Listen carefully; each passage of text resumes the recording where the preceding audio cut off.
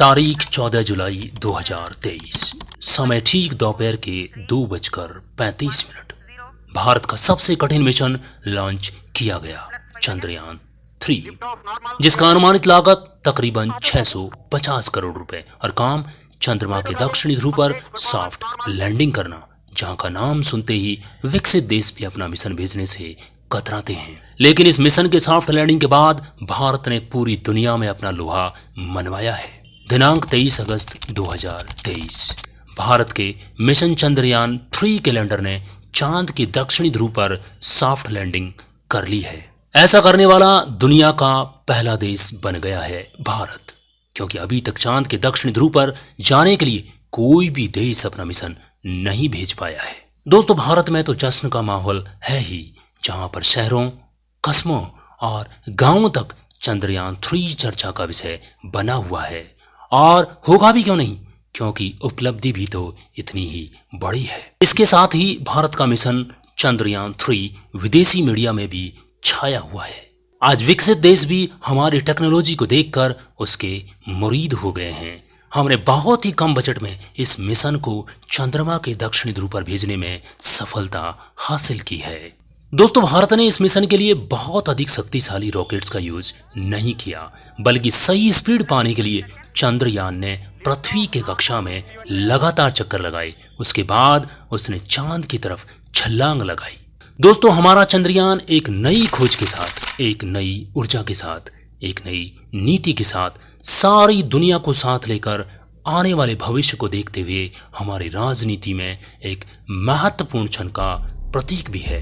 हमारे लैंडर ने चांद की दक्षिणी ध्रुव पर उतरकर एक तरह की दौड़ की शुरुआत कर दी है। दोस्तों, भारत हमेशा से ही सब्र पर रहा है। हमने किसी भी मिशन के लिए कभी जल्दबाजी नहीं की। हमारे मिशन को सफलतापूर्वक लैंडिंग करवाने में हमारे वैज्ञानिकों, 140 करोड़ लोगों की दुआओं ने भी बखूबी साथ निभाया। हमने रूस के लूनर 25 की तरह जल्दबाजी कभी नहीं दिखाई। दोस्तों, हमारा लैंडर न केवल चांद पर उतरा है, बल्कि ये कारनामा हमने एक भारतीय स्टाइल में किया है, जिसके लिए हम बरसों से जाने जाते हैं।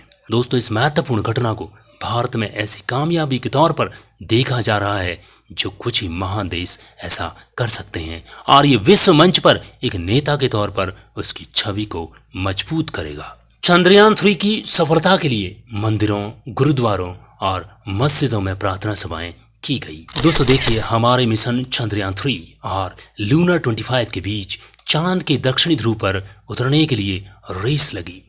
रूस के लूनर 25 ने सीधा रास्ता लिया और हमारे चंद्रयान 3 से पहले चांद पर पहुंच गया, लेकिन चांद की सतह पर उतरने से पहले वो क्रैश हो गया। दोस्तों, आपको बताते हुए चलते हैं, चांद पर पहुंचने के लिए 60 से 70 के दशक के बीच एक रेस लगी थी। उसके बाद अब एक दूसरी रेस शुरू हो गई है और इसमें भारत एक अहम शक्ति के रूप में उभर रहा है। दोस्तों, पूरी दुनिया में इस वक्त हिंदुस्तान की जय जयकार हो रही है। चंद्रयान 3 की कामयाबी से देश का गौरव तो बढ़ा ही है, साथ ही दुनिया की नजरों में इसरो का सम्मान भी बहुत बढ़ गया है। हमारे वैज्ञानिकों ने वो कर दिखाया जो दुनिया के तमाम देश आज तक नहीं कर पाए। दोस्तों, चंद्रयान 3 के चंद्रमा पर उतरने के बाद लैंडर विक्रम और रोवर प्रज्ञान चंद्रमा की उन तमाम जानकारियों को इसरो के हेडक्वार्टर तक भेजेंगे, जिसे जानने के लिए दुनिया के लोग आस लगाए हुए बैठे। प्रज्ञान के काम की शुरुआत लेजर बीम के साथ हुई। लेजर बीम से चंद्रमा के एक टुकड़े को पिघलाया जाएगा और उससे निकलने वाली गैस का स्टडी होगा और उसे इसरो को भेज दिया जाएगा। दोस्तों, आपको बता देते हैं, रोवर प्रज्ञान एक वैज्ञानिक की तरह है जो चंद्रमा पर रिसर्च करके डेटा को इसरो तक भेजेगा। दोस्तों, रोवर प्रज्ञान चंद्रमा की मौलिक संरचना की जानकारी भी जुटाएगा, दक्षिणी ध्रुव पर उपस्थित खनिज पदार्थ, पानी, बर्फ, रासायनिक संरचना का भी पता लगाएगा। दोस्तों, वैज्ञानिक ऐसा मानते हैं कि चंद्रमा पर मैग्नीशियम और एल्यूमिनियम के भंडार है। हमारा प्रज्ञान उसका भी पता लगाकर इसरो तक उसे पहुंचाएगा। वैज्ञानिकों के अनुसार रोवर प्रज्ञान चंद्रमा पर परीक्षणों के लिए लैंडर विक्रम से 500 मीटर दूरी तक जा सकता है। इस दौरान उसका जो स्पीड रहेगा वो 1 सेंटीमीटर पर सेकंड रह सकता है। वैज्ञानिकों द्वारा रोवर प्रज्ञान को आधुनिकतम डिजाइन दिया गया है या उसे आधुनिकतम डिजाइन से तैयार किया गया है जो हर तरीके के रिसर्च के लिए कैपेबल है। दोस्तों, भारत दुनिया का चौथा ऐसा देश है जिसने ये कामयाबी हासिल कर ली है। इससे पहले इसका ताज केवल अमेरिका, रूस और चीन के सर ही सजा था।